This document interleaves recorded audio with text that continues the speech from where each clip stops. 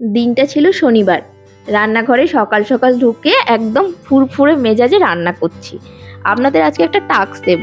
আমি কিন্তু আজকে রান্নাটা করব না, রান্নার প্রিপারেশনটা করব। আপনাদের দেখে বলতে হবে এটা কি রান্না হচ্ছে। মুগের ডাল আর ছোলার ডাল একসাথে ভাজছি, কি দারুণ একটা গন্ধ বেরিয়েছে। শুকনো খোলার ডাল ভাজার গন্ধ জাস্ট অসাধারণ। বিশেষ করে এই মুগের ডালটা তো আমাদের ওই বাড়ির ডাল, যেটা মা পাঠিয়েছিল। একদম বাড়ির চাষের ডাল তো আলাদাই একটা সুগন্ধ আছে, কারণ কোনো পলিশ নেই তো। ছোলার ডাল মুগের ডাল ভেজে এবার জল দিয়ে ভিজিয়ে রেখে দেবো ঢাকনা দিয়ে।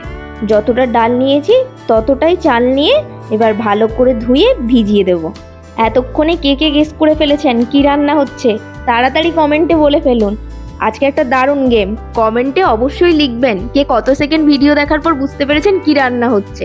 যারা যারা সবার আগে গেস করতে পারবেন রেসিপি শেয়ার করার সাথে সাথে তাদের নামগুলো আমি কিন্তু পরের ভিডিওতে বলবো। চলুন এবার কিছু সবজিও কেটে নেওয়া যাক। ফুলকপির ফুলগুলোকে প্রথমে হাত দিয়ে ছোট ছোট করে ছাড়িয়ে নেব, তারপরে ফুলকপির ডাঁটাগুলোকেও ভালো করে ছাড়িয়ে দেব।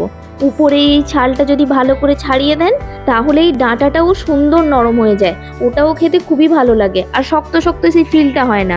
আমাদের সৌরভ আবার এই ডাঁটাটায় যদি ছাল থাকে, মানে ডাঁটাটা যদি শক্ত লাগে ও কিন্তু খাবে না, শুধু ফুলটা খাবে, ডাঁটাটাকে বেছে বেছে ফেলে দেবে। তাই আমি ডাঁটাটাকে সুন্দর করে ছাড়িয়ে নিই। দেখুন ফুলকপিগুলোকে কিন্তু বড় বড় করে আজকে কেটেছি, কেটে সবগুলোকে কিন্তু সুন্দর করে ছাড়িয়ে নিয়েছি।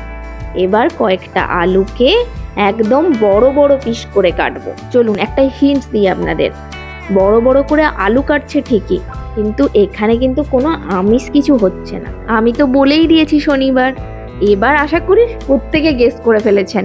আমি তো জানি আপনারা আমার থেকে অনেক ভালো রান্না করতে পারেন, আশা করি পুরো গেসটাই লাগিয়ে ফেলেছেন। চলুন আর বক বক করবো না, আপনারা কমেন্ট করতে থাকুন। অসংখ্য ধন্যবাদ ভিডিওটি দেখার জন্য।